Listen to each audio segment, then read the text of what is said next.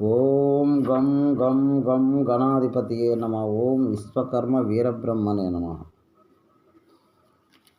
మిత్రులందరికీ కాపరు శుద్ధి చేయంది పనులు కావు.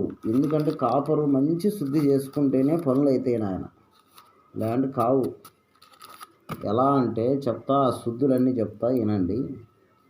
ఒక్కొక్క శుద్ధి ఒక్కొక్క రూటు పోద్ది, ఒక్కొక్క మూలికే ఒక్కొక్క రూట్లో వెళ్ళొద్ది అనమాట. ఆ విధంగా వెళ్ళేటప్పుడు మనం ఏం చేయాలంటే కాపర్ను కొద్దిగా కష్టం అనుకోకుండా చేసుకోవాలి మిత్రమా. అప్పుడు కానీ మనం ముందుకు పోలేం. బాగా గుర్తుపెట్టుకోండి.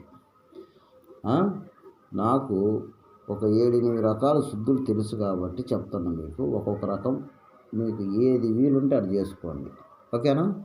ఆ విధంగా చేసుకోండి. పార్ట్ పెట్టి నేను శుద్ధులు చెప్తా, శుద్ధి చేసుకోండి. తర్వాత యోగానికి వెళ్తారు, ఓకేనా?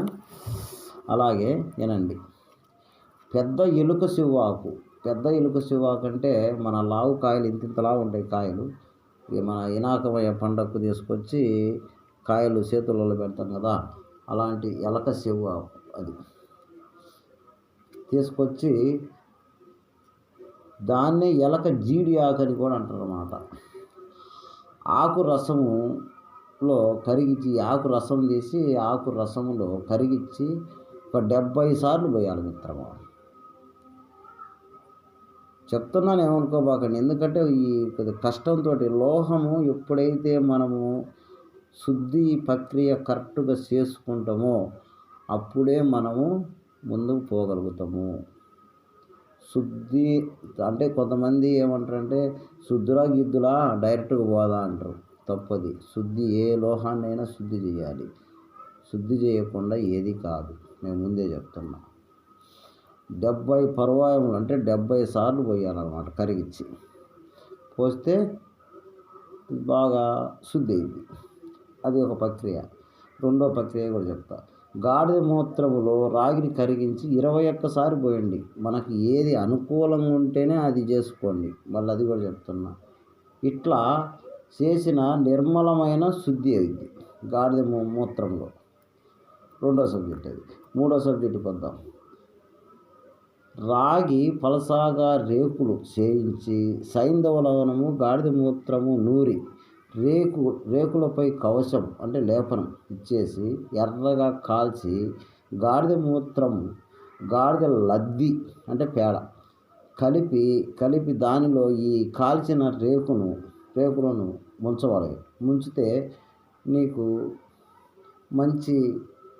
ముంచిన తర్వాత దాన్ని తీసుకోవాలి. మరలా సైంధవ లవణం లేపనం చేసి ఆ మళ్ళా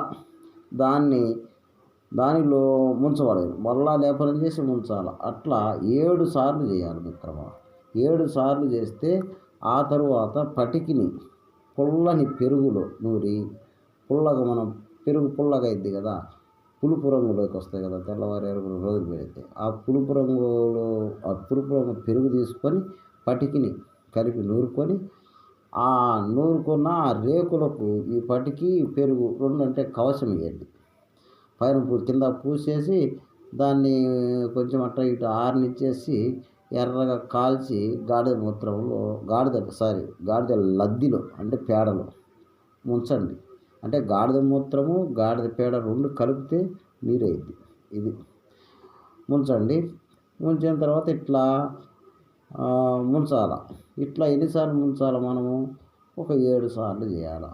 7 సార్లు చేస్తే రేకులు తెల్లగా అవుతాయి అన్నమాట. పరిశుభ్రముగా శుద్ధి అయింది. ఇది మిత్రమా.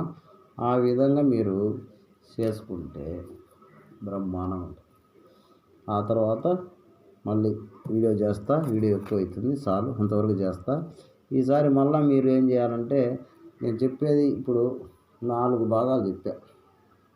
ఒక భాగం ఉంది, అది కూడా చెప్తా, చేసుకుంటుందా, ఓకేనా? మీకు ఏది నచ్చితే అది చేసుకోండి మిత్రం. ఇక్కడ జాగ్రత్తగా పెట్టిన కాడికి పెట్టినట్టు అయిపోయింది. అన్ని ఖర్చులు ఈరోజు ఏవి కొనాలన్నా విపరీతంగా ఉన్నాయి. అట్లా లేకుండా జాగ్రత్తగా సింపుల్గా చేసుకుంటే చాలు, ఓకేనా మిత్రమా? విశ్వకర్మ అవగాహన వీడియోస్ మిత్రమా, ప్రతి ఒక్కరు చూడండి. నీట్గా ఒకసారికి 2 సార్లు అయినా చూడండి వీడియో. చూసి అర్థం చేసుకొని చేసుకోండి. ఓకేనా?